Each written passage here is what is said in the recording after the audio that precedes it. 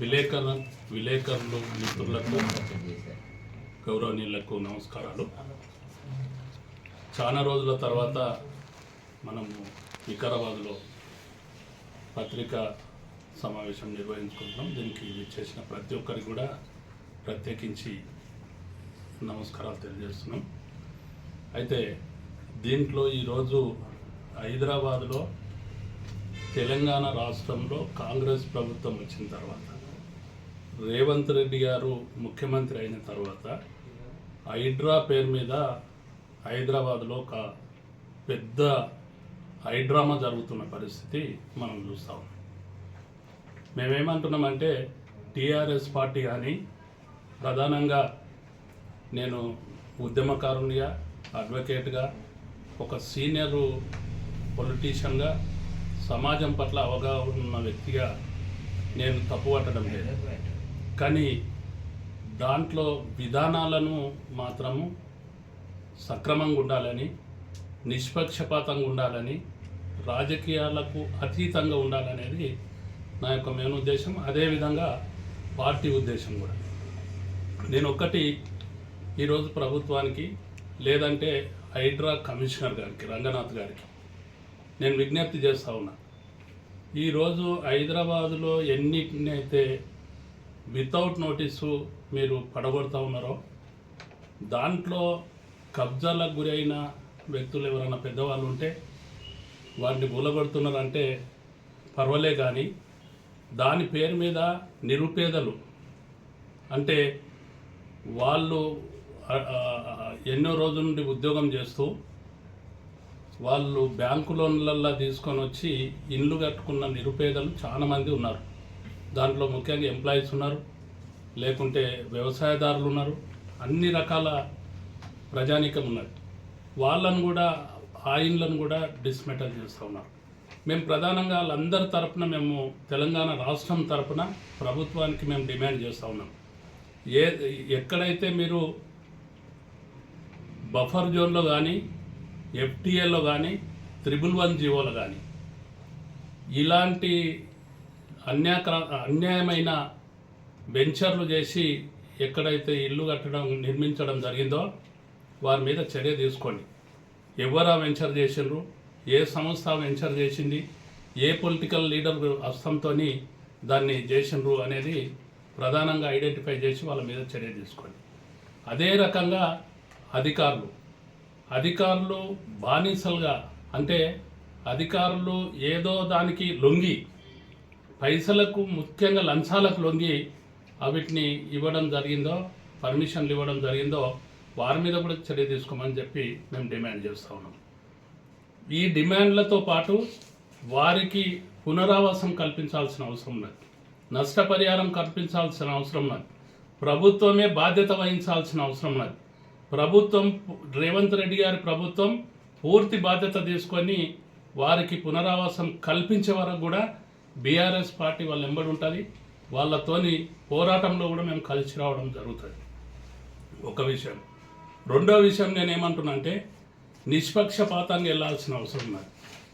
మా యువ నాయకుడు కేటీఆర్ గారు ఏదైతే మా ఫామ్ హౌస్ గురించి ఆ రోజు చెప్పడం జరిగిందో, కేటీఆర్ గారి ఫామ్ హౌస్ ఉన్నదని చెప్పడం జరిగిందో, అప్పుడే చెప్పడం జరిగింది. ఆయన చాలా క్లియర్గా చెప్పడం జరిగింది, కొన్ని పేర్లను చెప్పడం జరిగింది. శ్రీనివాస్ రెడ్డి గారు, రెవెన్యూ మంత్రి గారు, ఒక ఇటుకెపెళ్ళి ఉంటే కూడా నాకు తీసేయమన్నారు. ఎమ్మెల్సీ మహేందర్ రెడ్డి గారు, నాది ఇన్లీగల్ ఉంటే నాకు తీసేయమన్నారు. అదేవిధంగా వివేక్ గారు అన్నారు, కేవీపీ రామచంద్రరావు గారు అన్నారు. ఈ విధంగా ఎన్నో అక్రమంగా ఎఫ్టీఎల్ కానీ, బఫర్ జోన్లో కానీ, 111 జీవోలో కానీ చెరువులకు విఘాతం కలిగే తీరుగా చెరువు ల్యాండ్లను కబ్జా పెట్టిన వాళ్ళను వెంటనే చర్యలు తీసుకోవాలని చెప్పడం జరిగింది. మరి ఇంతవరకు కూడా అతి గతి లేదు. సలావుద్దీన్ మన అసరుద్దీన్ ఓవైసీ, అక్బర్ ఓవైసీ గారు, ప్రధాన ఎంఐఎం పక్ష నాయకుడు, ఆయన చెప్పడం జరిగింది, నన్ను కాల్చిన తర్వాతనే నా స్కూళ్ళకు వాళ్ళను. మరి ఆడికెళ్ళి ప్రభుత్వం కొంచెం వెనుకకు జరిగినట్లు అనిపిస్తున్నారు. ఎందుకంటే నోటీసులు ఇవ్వకుండా ఎన్కన్వెన్షన్ను కూలగొట్టిండ్రు, నోటీసులు ఇవ్వకుండా 160 టైంలు 160 కట్టడాలను కూలగొట్టారు. కానీ మరి అక్కడి నుంచి మళ్ళీ కొద్దిగా వెనక జరిగిన పరిస్థితి చూస్తున్నాం, నోటీసులు ఇచ్చారు.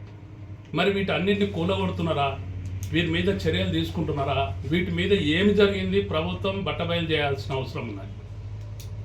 ఈ విధంగా తీసుకుంటే మనకు రామోజీరావు గారిది ఫిలిం సిటీ ఉన్నది, రామోజీ ఫిలిం సిటీ. దాంట్లో రాజశేఖర్ రెడ్డి గారు అంటే కాంగ్రెస్ పార్టీ ముఖ్యమంత్రి ఉన్నప్పుడు రాజశేఖర్ రెడ్డి గారు అక్కడ సర్వే చేయించడం జరిగింది. ఒక ఎంఆర్ఓ గారు వెళ్ళి అక్కడ సర్వే చేస్తే ఇది గవర్నమెంట్ ల్యాండ్ 12 ఎకరాలు ఉన్నదని చెప్పి ఫెన్సింగ్ చేయడం జరిగింది. మరి ఆ ఫెన్సింగ్ ఏమైంది, దాన్ని వెతికి తీస్తారా, దానికి ఆ గవర్నమెంట్ ల్యాండ్ హ్యాండ్ ఓవర్ చేసుకుంటారా, అది ఒకటి. అదే రామోజీ ఫిలిం సిటీలో అన్నాజిపూర్ చెరువు అని చెప్పి, అన్నాజిపూర్ చెరువు అక్కడ ఉంటే ఆ చెరువు ల్యాండ్ అన్నింటిని కూడా కబ్జా పెట్టడం జరిగింది రామోజీ ఫిలిం సిటీలో. మరి అదేం జరిగింది, అన్నాజిపూర్ గ్రామస్తులందరూ కూడా దండయాత్రకు వెళ్ళారు. ఆ రోజు పోలీసు అందరూ కూడా వాళ్ళ మీద చర్యలు జరిగినాయి. మా చెరువును కాపాడాలి, మా గ్రామాన్ని కాపాడాలి, మా ఉనికే పోతున్నది అని చెప్పి వాళ్ళ వెళ్ళిన పరిస్థితుల్లో ప్రభుత్వం, అప్పుడున్న ప్రభుత్వం వాళ్ళ మీద కేసులు బుక్ చేయడం జరిగింది. అప్పుడు కూడా కాంగ్రెస్ ప్రభుత్వం ఉన్నది. ఎన్ కన్వెన్షన్ నాగార్జున గారిని కూలగొట్టారు. మేము ఒకటే అడుగుతున్నాం, ఎన్ కన్వెన్షన్ ఎవరి పీరియడ్లు ఇచ్చారు? కాంగ్రెస్ పార్టీ అధికారంలోకి ఇచ్చారు, కాంగ్రెస్ పార్టీ తొత్తులుగా ఉన్న అధికారులు ఇచ్చిండ్రు. దాని మీద ఇంతవరకు చర్యలు లేవు. కూలగొట్టిన సప్పుడుదాకోకున్నారు. ఆ అధికారుల మీద చర్యలు లేవు, అప్పుడున్న నాయకుల మీద చర్యలు లేవు. నేను ఒక్కటే అడుగుతా ఉన్నా, స్వాతంత్రం వచ్చి ఏదైతే మనకి ఇన్ని రోజులు గడిచిందో, తెలంగాణ ప్రాంతం ఆంధ్రప్రదేశ్లో ఉన్న తెలంగాణ ప్రాంతం సపరేట్గా అయినా ఎక్కువ కాలం పరిపాలన చేసింది కాంగ్రెస్ పార్టీ మాత్రమే పరిపాలన చేసింది. హైదరాబాద్ కాడికి వస్తే ఒక సర్వేలో తేలింది, హైదరాబాద్లో 300 చెరువులు ఉన్నాయని చెప్పి. గతంలో 300 చెరువులకు ఈ రోజుకు మిగిలిన చెరువులు మాత్రం 500 మిగిలినాయి. 2500 చెరువులు, 3000 చెరువులు ఉంటే 2500 చెరువులు మాయమైపోయినాయి అని చెప్పి కాంగ్రెస్ పార్టీలు తోడేళ్ల లెక్క అప్పటి నాయకులు ఈ చెరువులన్నింటినీ కూడా దిగమింగి వాళ్ళ పారంపర్యంగా ఈరోజు కూడా నాయకులు చలామణి అవుతున్నారు, వాళ్ళ కుటుంబాలు చలామణి అవుతున్నారు. అందుకు దాన్ని ఆ పాపం వాళ్ళే చేసినారు. ఈ అల్లా పాపాన్ని కడిగేసుకుంటున్నారు. కడిగేసుకుంటున్న దాంట్లో కూడా న్యాయబద్ధంగా ఉండాలి, క్రమబద్ధీకరణ ఉండాలి, పార్టీలకు అతీతంగా ఉండాలి, నిష్పక్షపాతంగా ఉండాలి అని చెప్పి నేను ప్రభుత్వానికి విజ్ఞప్తి చేస్తా ఉన్నా. అదే తీరుగా ఈరోజు వికారాబాద్ జిల్లా ఏర్పడ్డది. నేను పదే చెప్తా ఉన్నా, ముఖ్యమంత్రి గారు వికారాబాద్ జిల్లా మీద ఏదో ఒక తీరుగా కపట ప్రేమ చూపిస్తున్న పరిస్థితి గతం నుంచి కూడా నేను పదే చెప్తా ఉన్నా. దాంట్లో భాగం ఏంటంటే ఆయన కాన్స్టిట్యున్సీని కాడా అని ఏర్పాటు చేసి ఫండ్స్ ఇచ్చుకున్నాడు. వికారాబాద్లో 9 నెలల్లో ఏం ఒక్క పైసా కూడా ఇవ్వలే, ఒక్క డెవలప్మెంట్ కూడా జరుగుతలే. అది అట్లా ఉంటే కూడా వికారాబాద్ జిల్లాలో ఎన్నో చెరువులు కబ్జా అయినాయి, ఇప్పటికి కూడా కబ్జా ఉన్నాయి. ఒకటి శివరెడ్డిపేట చెరువు వికారాబాద్ మొత్తానికి నీళ్ళు ఇచ్చిన చెరువు. అక్కడ ఈరోజు 5 శాఖలను నిర్వహిస్తున్న అమ్రపాలి గారు ఒక 3 సర్వే నంబర్లలో 12 ఎకరాలు పర్చేజ్ చేయడం జరిగింది. అది FTL జోన్లో ఉన్నది. అక్కడ ఆ 12 ఎకరాల లోపల బ్రహ్మాండమైన ఇల్లు నిర్మాణం చేసుకున్నది. ఇల్లు నిర్మాణం చేసుకొని పక్కకు అన్ని కూడా ఆమె కబ్జా పెట్టింది కాబట్టి, ఆమె కొన్నది కాబట్టి ఆమె ఇల్లు నిర్మాణం చేసుకున్నది, రోడ్లు వేసుకున్నది. ఆమె అక్కడ ఇంకా కూడా అంటూ ఉన్నారు, ఫంక్షన్ హాల్ కూడా దాంట్లో పెడుతున్నారు అంటున్నారు, కానీ ఇంకా బయటికి రాలే. ఆ విధంగా ఏ నిర్మాణం చేసుకున్నా కూడా ఒక ఉన్నతాధికారి, ఒక IAS అధికారి, ప్రభుత్వంలో ఇలా కీలకంగా ఉన్న అధికారి అక్కడ ఇల్లు కట్టింది కాబట్టి పక్కకు అన్ని ప్లాటింగ్ అయినాయి. ఆ ప్లాటింగ్ వాళ్ళ మీద కూడా ఇంకా అమ్రపాలి గారే తీసుకోవాలని చూస్తూ ఉన్నారు. మేమేమంటున్నామంటే 5 శాఖలను నిర్వహిస్తున్న తెలంగాణలో అత్యున్నతమైన ప్రాధాన్యత కలిగిన అధికారి ఈరోజు అమ్రపాలి గారు. మరి ఆమె బయటికి వెళ్ళి చెప్పాల్సిన అవసరం లేదు. ఆ నిర్మాణాన్ని కూల్చరా? ఆమెతో పాటు ఏకే ఖాన్ గారి రిటైర్డ్ IPS అధికారి ఏకే ఖాన్ గారు కుమారుడు ఈరోజు ఆయన జమీల్ ఖాన్ గారు ఖమ్మం కలెక్టర్గా ఉన్నాడు. ఇవాళ కాంగ్రెస్ ప్రభుత్వంలోనే ఖమ్మం కలెక్టర్గా ఆయన నియామకమైండు. ఆయన కూడా ఈ యొక్క చివరెడ్డిపేట చెరువును కబ్జా పెట్టిన పరిస్థితి ఉన్నది, ఫెన్సింగ్ వేసుకున్న పరిస్థితి ఉన్నది. ఈ విధంగా తీసుకొని వీళ్ళే ఉన్నతాధికారులే ఈ విధంగా చేసినారు, ప్రభుత్వంలో కీలకంగా ఉన్న వ్యక్తులు చేశారు కాబట్టి వీరిని ఆసరగా తీసుకొని మొత్తం చెరువంతా కబ్జా అయిన పరిస్థితి ఉన్నది. కాబట్టి ఈయన జిల్లా, ముఖ్యమంత్రి గారి జిల్లా, ప్రధానంగా శాసనసభ సభాపతి, స్పీకర్ గారి జిల్లా కాన్స్టిట్యున్సీ, ఈ జిల్లాలో అక్రమంగా వెలసిన వెంచర్లన్నింటినీ నిర్మూలిస్తారా లేక హైదరాబాద్కే పరిమితమవుతారా అనేది కూడా ప్రభుత్వం తెలపాల్సిన అవసరం ఉన్నది. పరిగి పట్టణం లోపలనే ఒక చెరువు 28 ఎకరాలు ఉంటే కొత్త చెరువు అని 28 ఎకరాలు ఉంటే ఆ చెరువు ఈరోజు మిగిలింది 4 ఎకరాలు మాత్రం మిగిలింది. అంటే 24 ఎకరాలు కబ్జాకు గురైన పరిస్థితి ఉన్నది. మరి దాన్ని ఏం చేస్తారు? అట్లనే కోట్పల్లి చెరువు కానీ, జుంటుపల్లి చెరువు కానీ, గొట్టిముక్కల చెరువులు అయితే అక్కడనే వ్యాపారం చేస్తున్న పరిస్థితి ఉన్నది. బోటింగ్ పెట్టి వ్యాపారం చేస్తూ ఉన్నారు, అక్రమ నిర్మాణాలు చేసినారు. ఈ విధంగా వికారాబాద్ ప్రాంతం లోపల, వికారాబాద్ను నేను ఎందుకు డిమాండ్ చేస్తున్నా అంటే, ముఖ్యమంత్రి గారు చెప్పుకుంటా ఉన్నారు, ఇది నా జిల్లా, నా కాన్స్టిట్యున్సీ లోపల ఉన్న 3 మండలాలు ఇక్కడికి వచ్చినాయి, హెడ్ క్వార్టర్ ఇక్కడ వచ్చింది కాబట్టి నేను ఈ జిల్లాకు చెందిన వ్యక్తిని అంటున్నాడు. కాబట్టి ఈ జిల్లాను అభివృద్ధి చేయాలి, ఈ జిల్లాను ముందుకు తీసుకుపోవాలి. ఈ జిల్లాకు గతంలో టీఆర్ఎస్ ప్రభుత్వం అన్యాయం చేసిందని పదే వేదికల మీద చెప్పిండు. నేను ఒకటే ఇవాళ డిమాండ్ చేస్తూ ఉన్న ముఖ్యమంత్రి గారికి, నీకు ఒకవేళ సిద్ధశుద్ధి ఉంటే, నిజంగానే ఈ జిల్లా మీద నీకు ప్రేమ ఉంటే, జిల్లా వాసిగా నువ్వు చెప్పుకున్నట్లు నిజమే అనిగిట నువ్వు కడుపులకెళ్ళి చెప్తే, ఈ జిల్లాను అభివృద్ధి చేయాల్సిన జిమ్మదారు మీద ఉన్నది. ఇక్కడ కబ్జా గురైన దాన్ని హైడ్రా మాదిరిగానే ఇక్కడ కూడా ఒక సంస్థను ఏర్పాటు చేసి తక్షణమే నీ కనుసన్నల్లో ఉన్న అధికారులే, అమ్రపాలి గారు కానీ, ఏకే ఖాన్ గారి కుమారుడు కానీ, వాళ్ళందరూ కూడా, వాళ్ళతో పాటు అందరూ కూడా నీ దగ్గరనే ఉన్నారు. కాబట్టి స్వచ్ఛందంగా వాళ్ళని అందరినీ కూడా చెరువు ల్యాండ్, సికం ల్యాండ్ అంతా కూడా ఇడిపించేసి, అదేవిధంగా అన్ని కబ్జాలను కూడా తొలగించడానికి ముఖ్యమంత్రి గారు ముందుకు రావాలని చెప్పి నేను ఈ సందర్భంగా విజ్ఞప్తి చేస్తూ ఉన్నా. హైడ్రా మాదిరిగానే వికారాబాద్లో కూడా, వికారాబాద్ జిల్లా డెవలప్మెంట్ కొరకు, వికారాబాద్లో ఏదైతే గత ప్రభుత్వాలు, నేనేమంటున్నా అంటే ఇప్పటికి కూడా చెప్తా ఉన్నా, ప్రభుత్వం సపోర్టుతోనే, ప్రభుత్వంలో ఉన్న పెద్దల సపోర్టుతోనే, ప్రభుత్వం పెద్దల బంధుల సపోర్టుతోనే ఇవి కబ్జాలకు గురైనవి. కాబట్టి వారిని వెంటనే చర్యలు తీసుకోవాలి, ఆ పర్మిషన్ ఇచ్చిన అధికారుల మీద కూడా చర్యలు తీసుకోవాలి, అదేవిధంగా వాటిని నిర్మాణాలను తొలగించాలని కూడా నేను ప్రభుత్వాన్ని డిమాండ్ చేస్తూ ఉన్నా, విజ్ఞప్తి చేస్తూ ఉన్నా.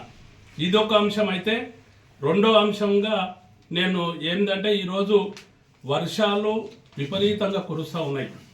ఈ కురుస్తున్న వర్షాల లోపల ప్రభుత్వ యంత్రాంగం అప్రమత్తం కావాల్సిన అవసరం ఉన్నది.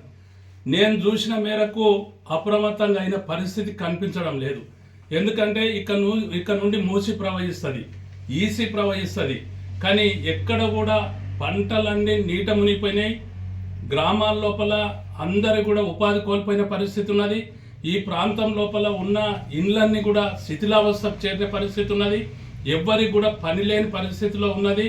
అందరూ కూడా ఏదైతే అంటువ్యాధులకు గురయ్యి హాస్పిటల్కి వస్తే ట్రీట్మెంట్ చేసుకోలేని పరిస్థితి ఉన్నది. హైదరాబాద్కు తీసుకొస్తే హైదరాబాద్లో బెడ్లు లేని పరిస్థితి ఉన్నది. వికారాబాద్ జిల్లాలో అస్తవ్యస్తంగా ఈరోజు వర్షాలు కురిసినాయి. కాబట్టి అన్ని చెరువులు, కుంటలు, రోడ్లు అన్నీ కూడా డ్యామేజ్లు అయిన పరిస్థితి ఉన్నాయి. కాబట్టి ప్రభుత్వ యంత్రాంగం, కలెక్టర్ గారికి నేను విజ్ఞప్తి చేస్తూ ఉన్నా, తక్షణమే రివ్యూ చేయాల్సిన అవసరం ఉన్నది. ఎక్కడికక్కడ అధికారులను వెళ్ళాల్సిన అవసరం ఉన్నది. గ్రామాల్లో లోపలికి ఇవాళ పశువులు కూడా రోగాల బారిన పడుతూ ఉన్నాయి. ఏదైతే వెటర్నరీ డిపార్ట్మెంట్ కూడా ఎంబడే కదలాల్సిన అవసరం ఉన్నది. రెవెన్యూ డిపార్ట్మెంట్ కదలాల్సిన అవసరం ఉన్నది. అన్ని డిపార్ట్మెంట్లను కూడా యాక్టివ్ చేసేసి ప్రజల ప్రాణాలు కానీ, ఆస్తులు కానీ, వాళ్ళ ఉపాధి కానీ అన్నిటిని కూడా కాపాడాల్సిన బాధ్యత ప్రభుత్వం మీద ఉన్నది. ఇమ్మీడియట్గా కలెక్టర్ గారు రివ్యూ చేయాల్సిన అవసరం ఉన్నది. స్పీకర్ గారు రివ్యూ చేయాల్సిన అవసరం ఉన్నది. ప్రభుత్వం తరఫున ముఖ్యమంత్రి గారు డెఫినెట్గా ఈ జిల్లా వాసిగా ఈ జిల్లా భాష అని చెప్పుకుంటున్న ముఖ్యమంత్రి గారు డెఫినెట్గా ఇక్కడ తేలిపోతుంది. ఈరోజు ఇక్కడ ఉన్న కబ్జాలను కూల్చేస్తావా? నంబర్ 1. నంబర్ 2, ఇక్కడ జరిగిన విపత్తును నీవు కాపాడుతావా? ఈ జిల్లా వాసిగా చెప్పుకుంటున్న నీది తేట తెల్లమవుతుంది అని చెప్పి ఈ సందర్భంగా నేను విజ్ఞప్తి చేస్తూ ఉన్నా, ప్రభుత్వానికి డిమాండ్ చేస్తూ ఉన్నా. తక్షణమే సహాయక చర్యలు చేపట్టాలని కూడా నేను విజ్ఞప్తి చేస్తున్నా. జై తెలంగాణ, జై కేసీఆర్. నమస్కారం. జిల్లాలో టీఆర్ఎస్ పార్టీ రోజు రోజుకు బలహీనపడుతుంది. వికారాబాద్ జిల్లాలో జిల్లా అధ్యక్షుడు కానీ ఎలాంటి కార్యక్రమాలు ఏమైనా చేపడతలేదు. చాలామంది టీఆర్ఎస్ పార్టీ నాయకులే కార్యకర్తలు విసిగిపోతున్నారు. అసలు మీరు రాజకీయ అనుభవం ఉన్న వ్యక్తి, టీఆర్ఎస్ పార్టీలో కీలక నాయకులుగా వ్యవహరిస్తున్నారు. సో అసలు వికారాబాద్ జిల్లాలో పార్టీ పరిస్థితి ఎలా ఉంది? అయితే వికారాబాదు జిల్లాకు వస్తే ఉద్యమంలో కూడా పెద్ద ఎత్తున స్పందన వచ్చిన జిల్లా ఇది.